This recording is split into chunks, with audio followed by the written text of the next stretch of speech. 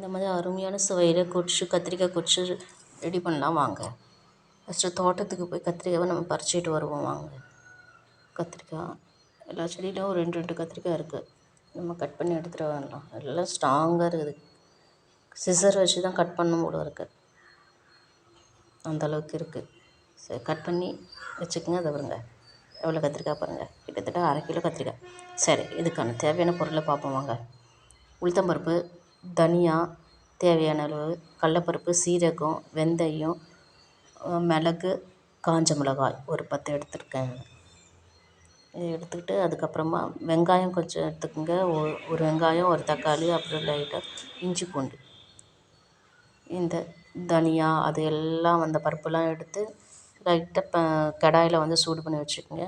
அதை பவுட்ரு பண்ணி வச்சுக்கோங்க. அப்புறம் ஒரு கடாயில் எண்ணெய் ஊற்றி நல்லா எண்ணெய் காஞ்ச பிறகு கடுகு கொஞ்சம் போட்டுக்கோங்க. சீரகம் கொஞ்சம் போட்டுக்கோங்க.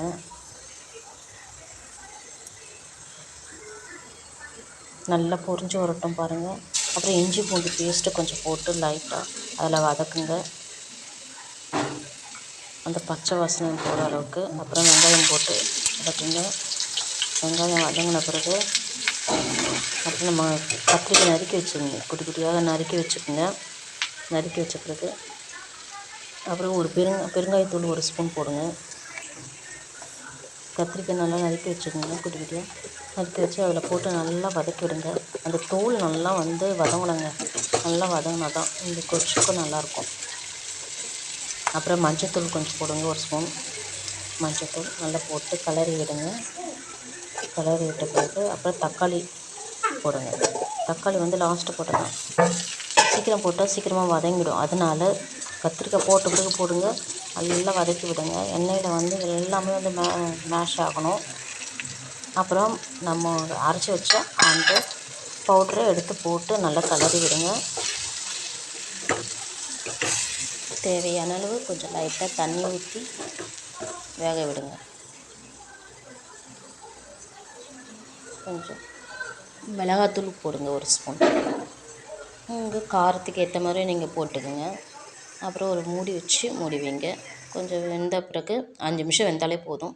அதை எடுத்து நல்லா மேஷ் பண்ணி கரண்டியாலே மேஷ் பண்ணி விடுங்க. கொஞ்சம் உப்பு போட்டு கிளறி புளி தண்ணி கொஞ்சம் கரைச்சி கொஞ்சம் புளி ஊற்றுங்க. எண்ணெய் பிரிஞ்சு வந்த பிறகு ஆஃப் பண்ணிவிடுங்க.